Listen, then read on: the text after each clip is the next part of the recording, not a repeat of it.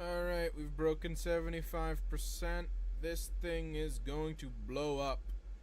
Explosion imminent. Greetings, my beautiful people of the internet. Welcome to Space Station 13. I'm just gonna do a quick tutorial because any of the tutorials that I looked at were either really long-winded and boring, and by the end I didn't know what I was doing even still, or they were so fast that I am sitting there like, okay, wait, what? So I'm gonna do a quick tutorial on a few things. We're gonna make it quick, sweet, and to the point. For any of you who like it that way. Command report created. Ignore those. They shouldn't even be doing anything. This is extended. We should be fine. Anyway, so first up is probably something that more people than not are going to have a lot of trouble with, and that's a supermatter crystal. Now, the supermatter crystal, although once you set it up, it is very much automated and you don't really have to worry about it at all, aside from obviously filling up the radiation collector arrays. Other than that, the thing pretty much sustains itself and generates tons of power. Now, I want to get into this, so I'm going to get started on this while I'm talking, because if I wait too long, the power is going to go out, and the emitters aren't going to work. We're not going to generate power. I'm going to have to use the Pac-Man. But, so what you're going to want to do is, let's just start with the easy stuff. Filling up the plasma tanks. Now, if you know how to set up the singularity, then you should already know how to fill plasma tanks. The plasma canister is in secure storage, and you need the chief engineer to open it for you.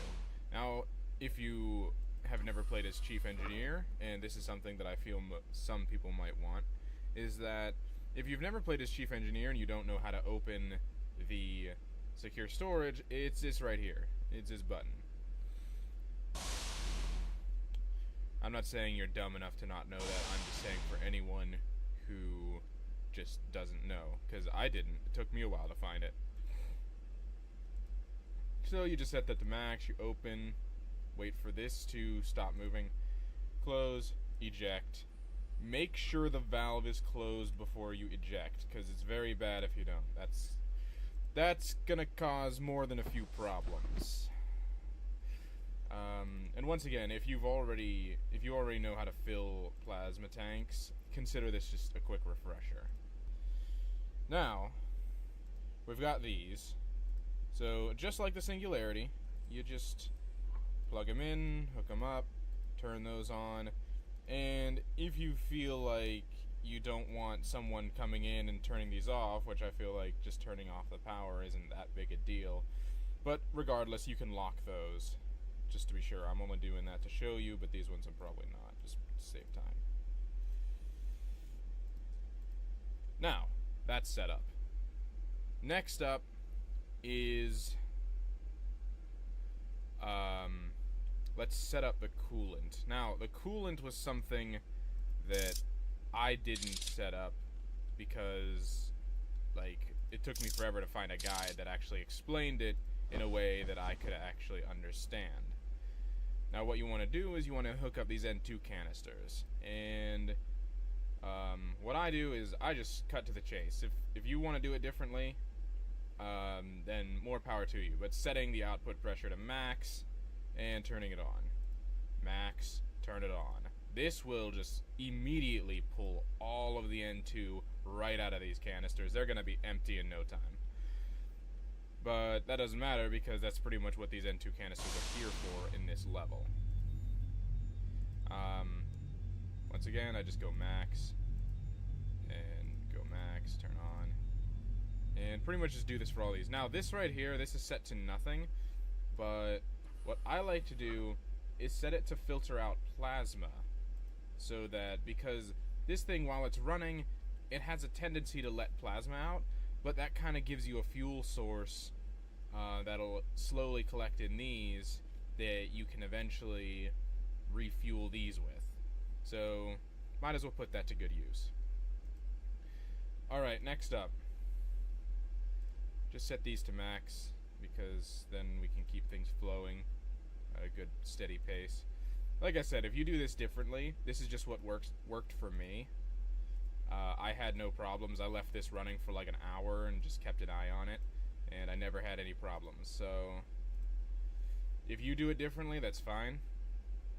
I just have my own way of doing things. Now, setting up the freezers isn't completely necessary, because this thing that goes out through these pipes goes out into space, and space tends to be quite cold, so this alone is usually enough to keep it cold. But if you still need the freezers, just like in case it going through space isn't enough to keep it cold, you turn these on and you can set these to the temperature you want. Now, as it is, because space is so cold, even at the coldest temperature, it actually is still warmer than it comes in through the like space coolant system. Regardless, you can turn these on, set them to the lowest possible, keep that as cold as it can be, and we're good to go. Now, here's the mistake that I made a lot, and the reason that I had so much trouble with this. This all seems set up all well and good, right? But here's the thing. It looks like it's flowing through, but the problem is this. This is making it look like it's flowing through. And this kind of confused me for a while. If you turn this off, or just plain and simple look at this, there is no pressure going through. Why is that? It's because you gotta go in here onto this air engine alarm doohickey, go into scrubber controls, and you have to set the mode for all the scrubbers to siphon. Otherwise, this isn't circulating the air, technically, the N2 inside of the chamber. So because of that, this is going to heat up, but it's not going to take the hot air out. So you want to set those to siphoning. Next up, now you can leave this on just so that it can continually circulate the N2, so it continuously goes out here so it never warms up. But I don't think it's completely necessary, but you still can if you feel it necessary. Like I said, it depends on your setup, but this is just the setup of this base, so most of the setup is pretty much already on its thing. Now, next up, we've got the coolant working. That's all set up. That's all well and good. This is actually not that complicated once you know what to do. So the next thing you're going to want to do is, before this, make sure that you have something that keeps you like safe from radiation. A hard suit works, but radiation suit is pretty much the preferred thing. I've seen pretty much everyone who does this use the radiation suit, but hard suits give you a protection against radiation as well. So you want to be careful when turning these on, because this is a laser. This is pretty much a one-hit kill, or it can be. So I'm told. I've never been hit with one. I've been extremely careful around this stuff.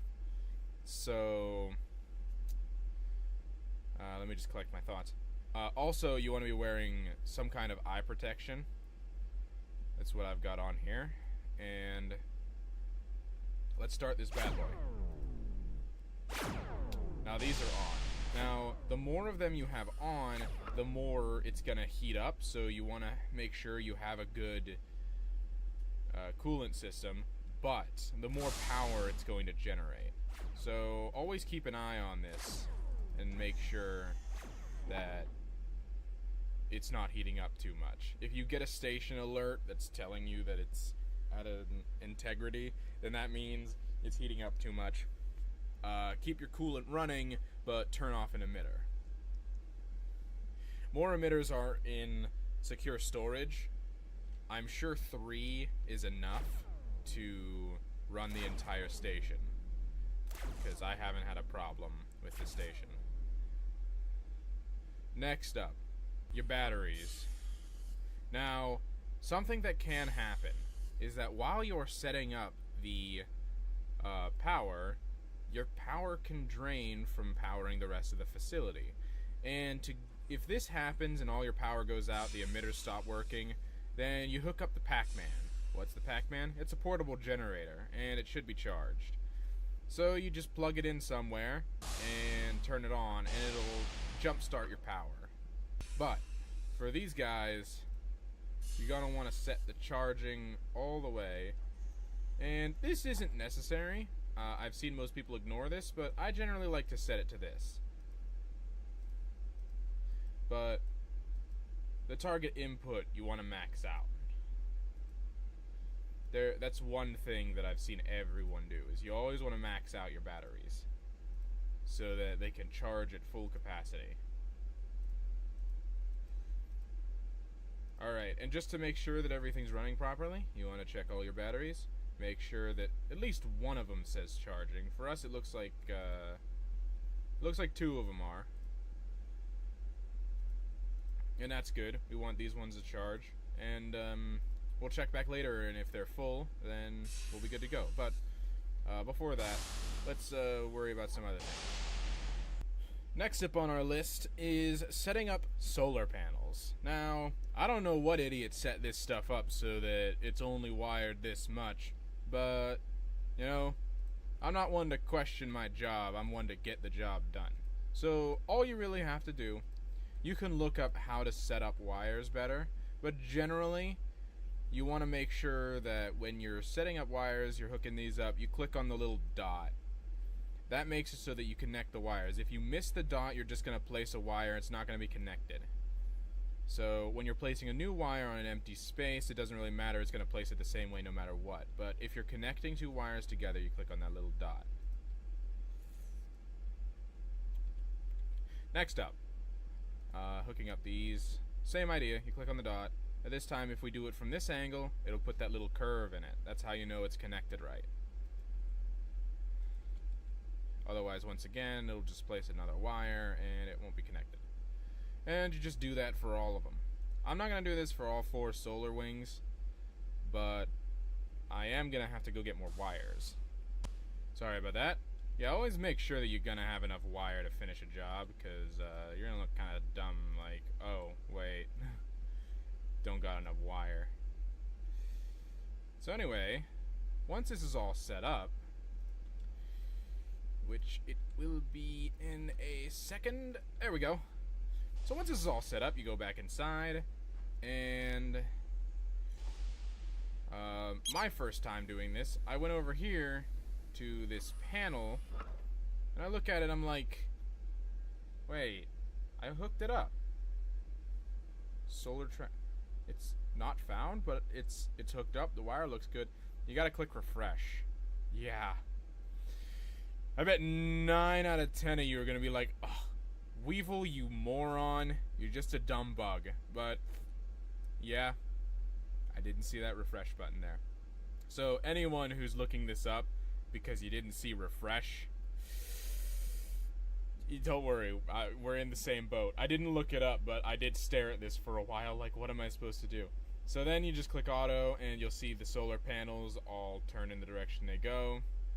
And so long as that thing on the very end way back there, sorry mouse, but you're gonna die, but the solar tracker way over here, as long as that's still working, these are going to point towards the sun on their own. But if it gets broken, you're gonna have to manually turn these, which is probably gonna be annoying, so make sure that doesn't get broken. Then the charge for it right here, you can pretty much set it to the same thing. Like, this isn't an exact thing, but this is just what I set it to, what I like to put it at. And it's going to send power to the other facilities. And I don't think we're going to need any more than that. I think the supermatter crystal is going to be enough to power everything anyway. I just wanted to show how to set that up so that you know.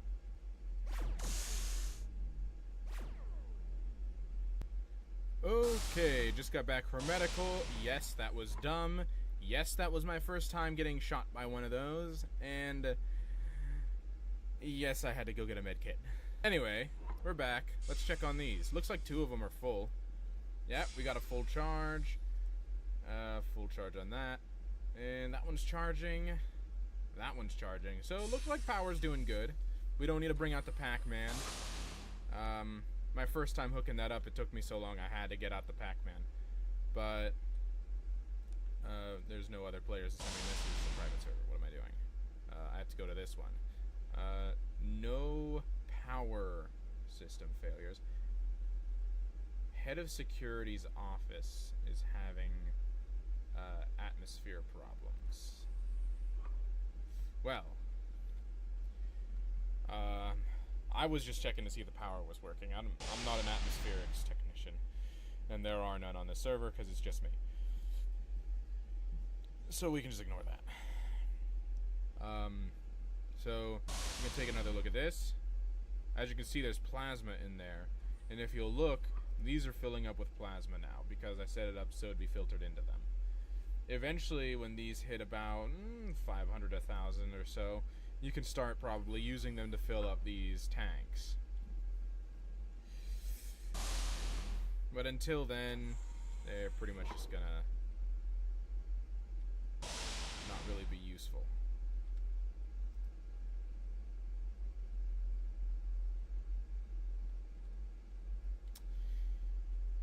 Now, I'm sure that if you were setting this up in your own base, then what you'd probably want to do is set up a valve that'll pump it into these so that it doesn't stay in this pipe. It gets pumped straight into these.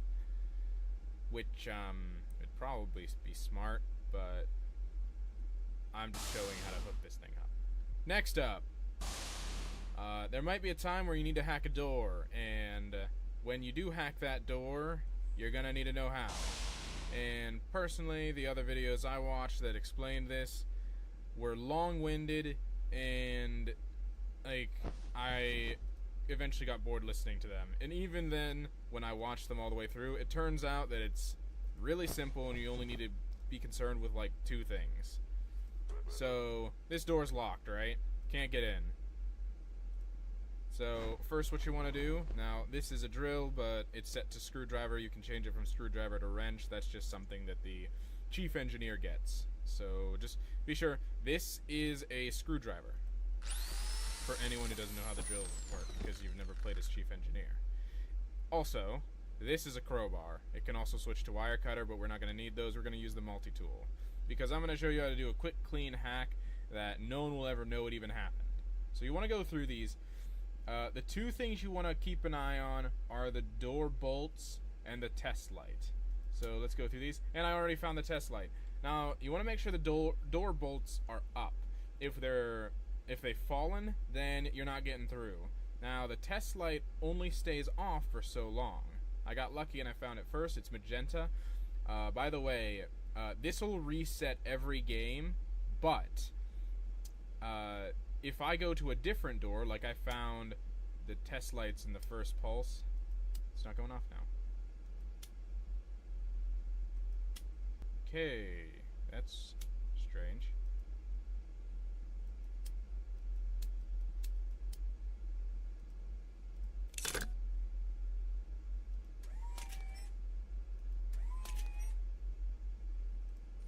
Anyway. Okay, there we go. Now, while test light is off, you can just crowbar it open, so long as the door bolts are up. But if the door bolts are down, then that's going to hold it shut. So literally, all you really need to pay attention to is door bolts and the test light. If the test light is off, then you can just crowbar it right open. If the test lights are on, then you want to pulse them off. And then after you're through, like as you saw, I went through, but I just came back because I didn't want to have to do that again, because this one seems to be working weird. You just close that right up, and no one ever knew you came through it. But obviously, if you're an engineer, normally you want to go through the standard procedure of asking the AI to let you through. Otherwise, you're going to look a bit suspicious, hacking your way into a door. You may only want to do that if comms are down and something needs repaired. Next up, something fairly easy, but could still pose a problem. So, like, in this area, oh no, we've got a hull breach in the floor. Obviously set your internals on. Now, how do we fix it? It's going to send an atmospherics alert. So you're going to get this alert saying that there's a hull breach. It'll be an atmospherics alert. So the first thing you're going to need is some metal rods. You just put that, and that'll place a lattice. Next up, you get your metal, and you click on them in your hand. You're going to want to make floor tiles. This will put them in your empty hand. And you place one floor tile to build a floor, like a floor plating.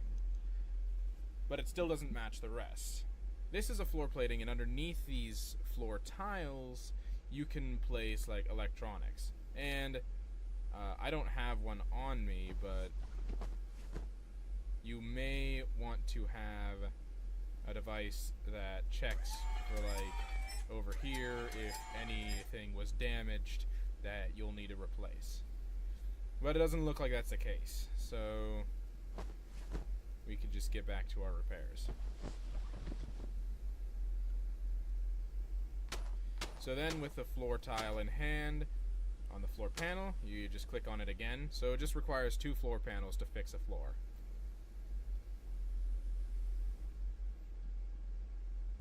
Next up, we're walking along and, oh no, we've got a reinforced window that's broken.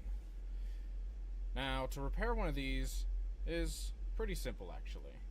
You want to remove anything that's damaged, this glass, these bars, and to remove this part, the broken grill. Once again, these are wire cutters, and pretty simple. Now, you want to replace the grill, so we can take these that were already here, and you just stand on it and do that to replace the grill. Next up, now, this does not need, wow, wrong thing, look at me, that was dumb. This does not need fastened to the floor, it's automatically fastened. So be sure of that. It's already fastened to the floor. Next up, I didn't get any glass. Alright, next up is replacing the reinforced glass. I thought I had glass, sorry about that. Anyway, you just take some rods and click on the glass. Now you're going to need 2 of these. So we can put this away, and you can pick that up, and you just click on the grill. Alright, next up, you might be wondering, why does it look different? That shouldn't be right. It's not. This is something that I made the mistake of a lot, and you want to use a screwdriver to fasten it down, and then done. Looking good. Now,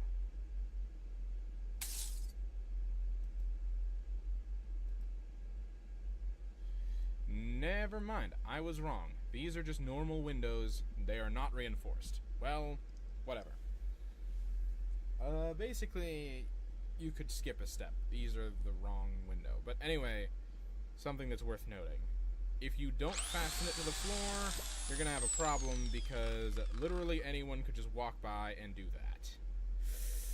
Yeah. And once this happens, then this glass is useless. You can't push it back. There's nothing that can be done. So you're going to have to get a whole new window. Which, because I used the wrong window anyway, is probably for the best. So we can just take this and place glass on there.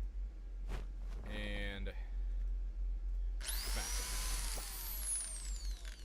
So, yeah, that's how you fix a window. Now, this glass that's here, you can either pick it up yourself, or you can just kind of leave it for the janitor.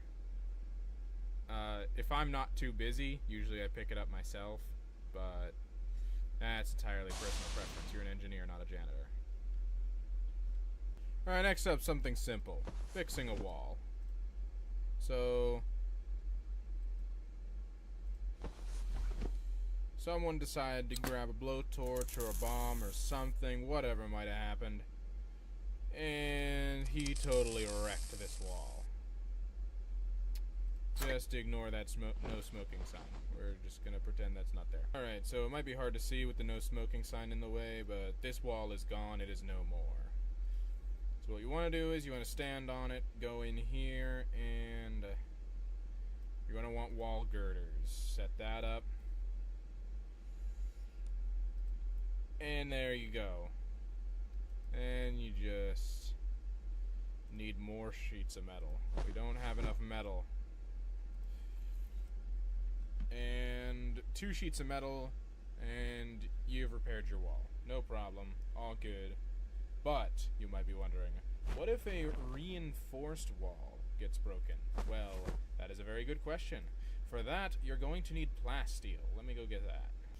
Now, one thing you might be thinking is, how in the world did they even break this wall? But that's not what's important. What's important is, you're an engineer, and you're here to fix it. So, what you first want to do is, same as before. You grab your metal, and you make a wall girder.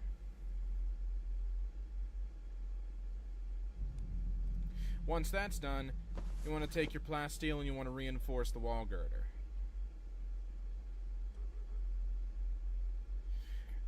After that, you reinforce it again with plasteel, and you've got a reinforced wall. Pretty simple, but it can be a bit expensive. So, if a huge reinforced wall gets damaged, you're probably going to want to send a message to supply, cargo, whatever you call them, and request plasteel. Okay, this might seem a little odd, but let's say right here, you see these blue pipes underneath here? Yeah, hi robot. So, let's say, just for quick reference,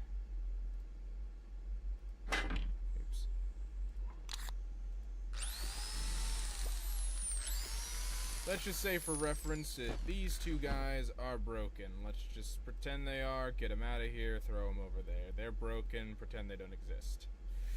So, how do we fix this? Well, what you first probably want to do is take your crowbar and you find everywhere else that it was connected to. Which probably also includes behind this wall. Now, this is just, if you don't, I should probably... For repairing these, what you're gonna want to do is get yourself one of these. That way you can see the other pipes and so on through the walls and the floor and pretty much everything. Just put that in your pocket, it'll keep running. So now, from here, we want to get all these blue pipes reconnected. They don't have to be blue. You can notify someone later. But, this one on the left here is a manifold. You're going to put that there. And this one on the right is a 4-way manifold. You're going to put that there. Now, you might be wondering, why don't these look connected? Well, it's because they're not, stupid. You're going to want to get yourself a wrench. Now, this will work as a wrench because I'm chief engineer. I got all the cool toys. So, you use your wrench and you just click on them. They're connected. Everything's all hunky-dory. Now, let's say you work for atmospherics and you want these pipes to be blue so that there's no confusion.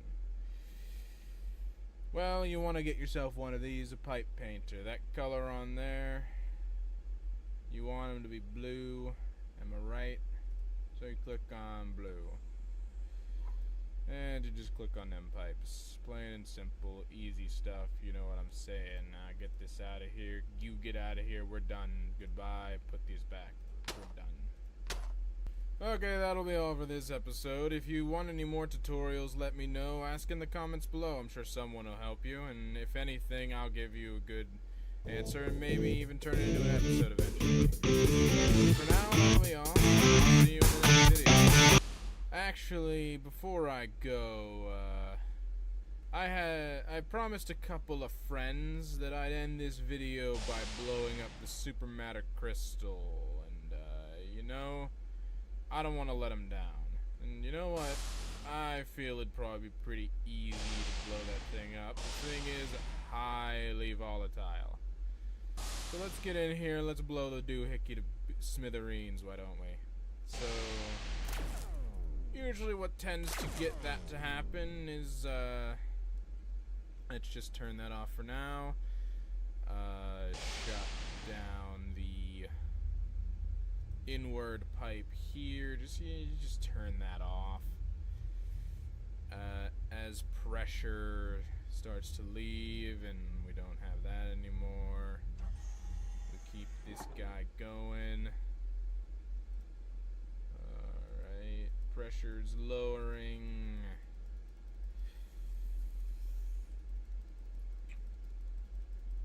Don't ask, I just kind of want to see that number drop. Alright, so as time goes on, we're gonna have the pressure like this room completely depressurized. Temperature's gonna go up. Might as well open these shutters, why not? Let's get a good look at the thing through the windows. Now it's gonna get real hot in here real soon.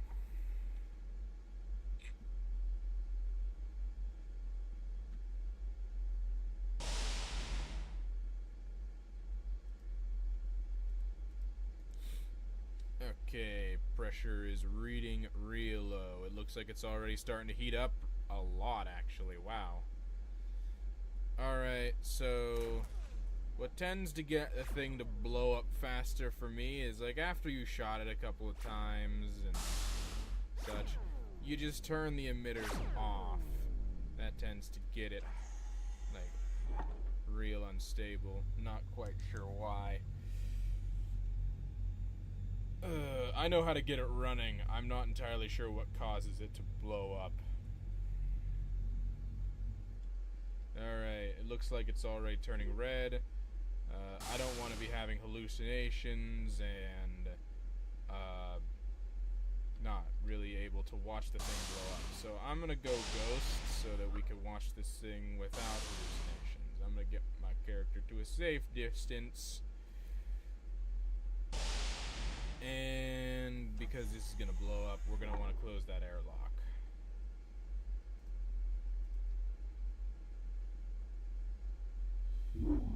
Now, as you can see, that number 9 on there, this thing's instability is already at level 9.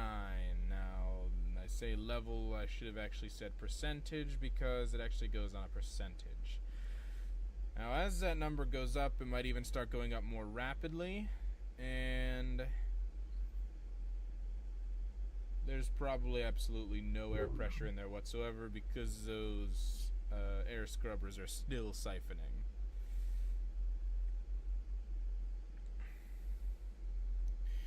Now, as that percentage goes up, freakier and freakier things are going to start happening. For instance, it's going to send out electrical shocks, which are going to either kill you or give you hallucinations, and you're probably going to eventually die. If you start seeing hallucinations and collapsing for no reason, that's most likely what it is, and expect death soon. I even went to the medical capsule and still died. Didn't help me. So, let's just give us a little more time. Okay, yeah, as you can see, things are getting so hot that it closed the fire escapes. Now, you can open those with a crowbar if you really want to get in here. I mean, if you're engineering, you definitely want to get in here and fix the problem.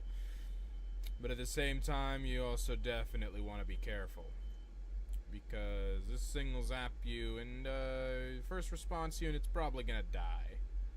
Okay, we've broken 25%. We've got some alarms going off. Makes sense, considering. Instability has broken 50%. We're gonna blow up soon enough. Ah, there it goes. It's probably going to hit Polly over here. Or Polly's probably going to get hit with those electric shocks and go down. As you can see, we're getting anywhere near this thing while it's doing that is highly dangerous. It'll take you out in no time. Alright, we've broken 75%. This thing is going to blow up. Explosion imminent.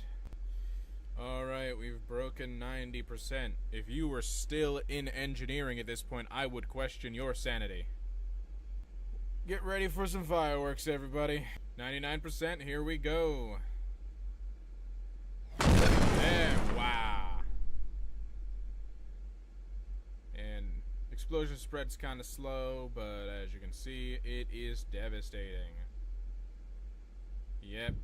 Engineering is gone. There's no coming back from this.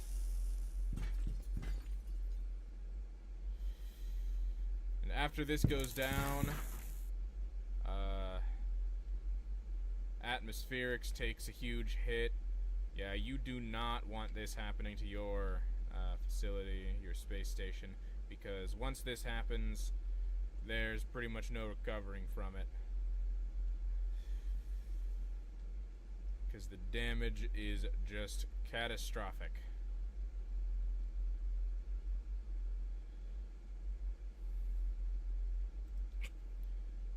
If it were up to me, we'd go up and call in the shuttle. Let's just get out of here. Well, for real this time, and thank you everybody so much for watching, and I'll see you in the next one.